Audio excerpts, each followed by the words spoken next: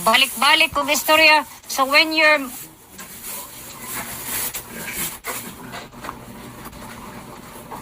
Oh, this one. This one for your own friends. When the mother is evil, same with the child, lawyer.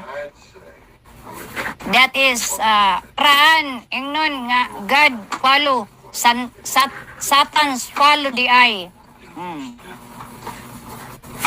Look at your friends. Oh. What the heck that one? They are number one liar. My mom has only one husband. Not like your friend. They are option and adultery.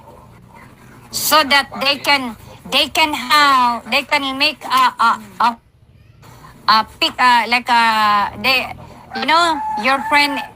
friend abandoned with their own husband to have fishing with a foreigner, and then they boastful to think that they are rich. But if you look at their own life, they are only option.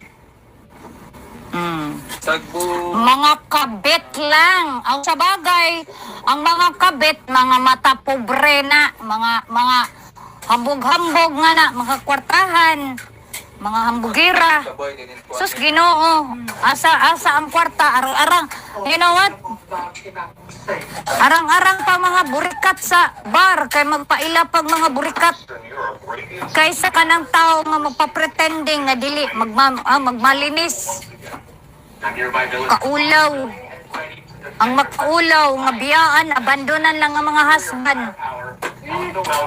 Imagine, they hurry up to marry a Filipino, and then suddenly they run away to find a foreigner to have a better life. Ah!